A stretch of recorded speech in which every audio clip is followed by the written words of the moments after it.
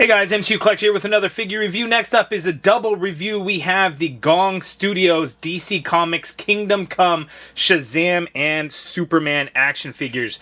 I'm not familiar with Gong Studios. These are kind of the first time that I've even heard of them and kind of seen anything. And then people have been getting these figures. I'm like, man, those things look great. What are they?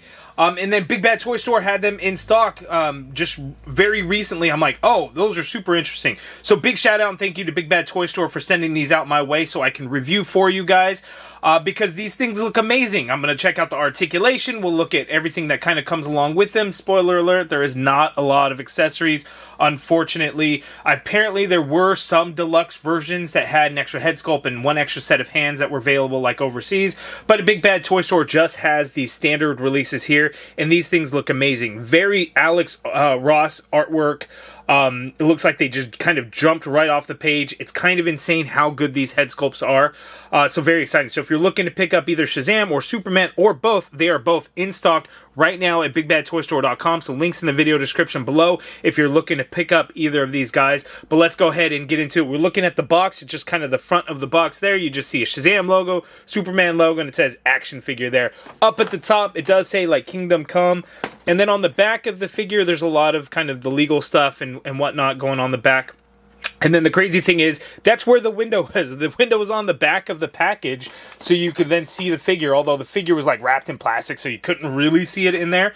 But there we go. So Superman, Shazam, let's go ahead and get in for a closer look at both of them. We'll take a look at their accessories, and again, spoiler alert, they each just come with an extra pair of fists, while on the figure they just have open hands, and they each come with a pair of fists. But that's it. Let's go ahead and get into it, zoom in, and let's take a look at these awesome figures. Okay, so here's an up-close look at Shazam and Superman, and again, these head sculpts are just so insanely good. You know, these import companies, the things that they're able to do with some of the stuff is just kind of incredible.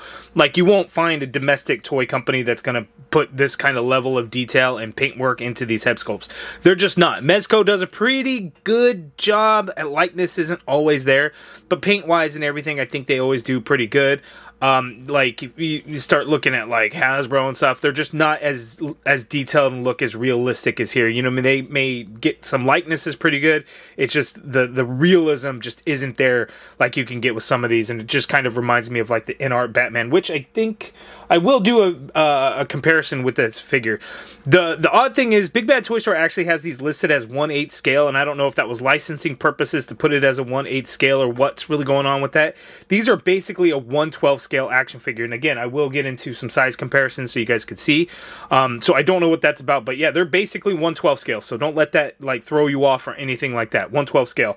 But man, they just look so good. I mean, just look at the details in those faces. It's pretty incredible, and you could see like, you know, obviously the Alex Ross inspired artwork and just the ultra realism just looks so incredibly good. Looking at Superman, you get the Superman logo there, obviously Kingdom Come. You got the belt there, blue tights, you got the red boots in there, and you have the cape. The cape, unfortunately, does not have any bendy wire, but when you... I go back and forth. When you have bendy wire, it's cool because you can like form it out and everything blowing in the wind. When you don't have bendy wire, one thing that is good is I like the way it drapes over, and to me that looks good, but bendy wire would be option. Perfect world would be like you get two capes, one where it just drapes nicely and then one where, you know, you can have it blowing in the wind. But unfortunately, you know, that's, you know, not what we're getting here. And then with Shazam, you got that golden sash there. This is kind of a harder plastic. It can kind of swing around, as you can see there. It's got the gold boots. It's got the red tights on there. One thing about this is like his cape portion was kind of weird. Like it was a separate piece, and then you had to kind of loop it around in this gold loop here. But this one does, in fact, have bendy wire in it, so you can kind of form this cape around as you kind of want, as needed. You can have it flowing in the wind if that's what you wanted to do. So you can do that with this one, and that works there. But yeah, he looks really good. It looks like both of these figures really share the same exact body. They share the same like hands. I think they have the same exact boots. The feet themselves, but like obviously not the boots aren't the same there. But yeah, so let's go ahead and take a look at the articulation of each of these guys. Oh no, and before I forget, again, they do have an extra set of hands. They just both each come with fists. Okay, so Superman's articulation, you're only going to be able to get his head to come up so much there. So if you get him into like a flight pose, you may have to kind of lean the body back a little bit to kind of get him into those flight poses, as you can see there. And then unfortunately, he can't really look down on that dumbbell joint there. You just kind of have to lean him forward, and that's how we'd be able to look down. You can do a little bit of a rotation in there, and you do get some good pivot at that neck. The shoulder you can get to go straight on out like so. The soft goods material obviously won't let you do a full rotation at that shoulder, but there's a nice stretch to the soft goods, so you can get that arm forward and you can get the arm to go back quite a ways anyway. You got an upper bicep swivel in there. You get a double jointed elbow like so. Wrists swivel and they do hinge. There is a ball joint at the wrist, so you can hinge it around and swivel as needed. On the body, you get an upper diaphragm cut, so you can tilt Superman to his left that much there. You can get Superman to tilt to his right that much there. You can get him to lean back that much there, and then you can get him forward only that much there. So just a little bit forward. Unfortunately, you can kind of swivel around at that diaphragm in there. It feels like there is no waist articulation at all. Just a heads up on there. The legs you can get to go out that far apart there. He can kick forward very, very high, as you can see there, and then doesn't really go back in there.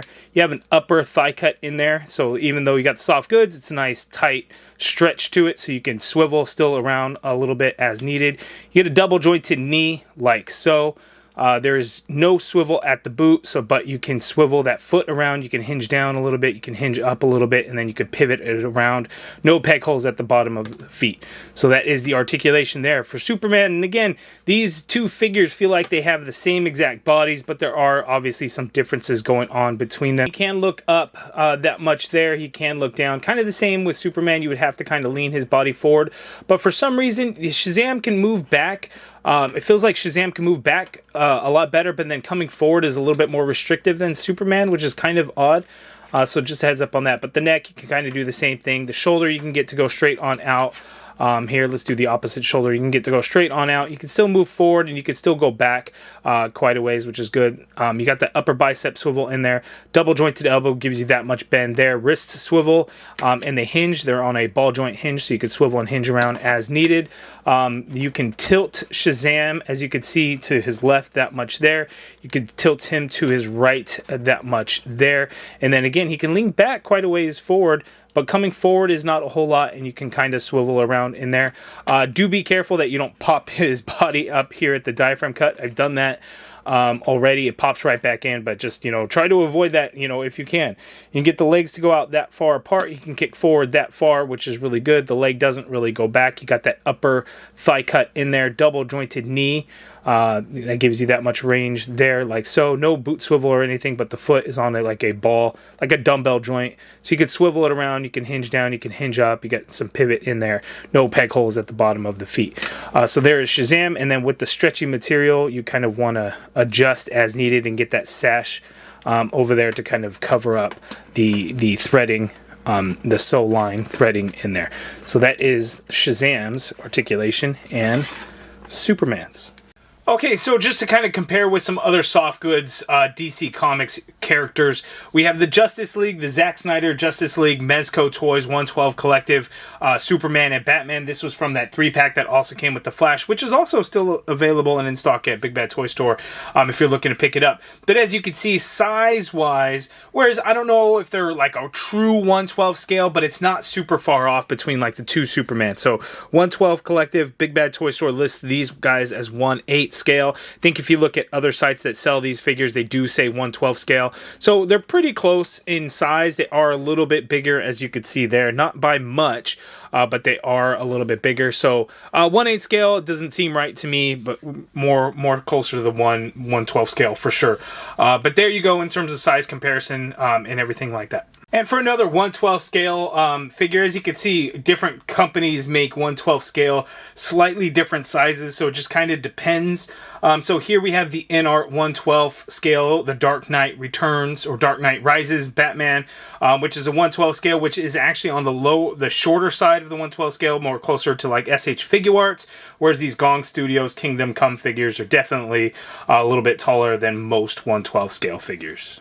And that is my review of the DC Comics Kingdom Come Gong Studios Superman and Shazam Captain Marvel figures. These things look incredible. The head sculpts look like they just jumped right out of Alex Ross's artwork.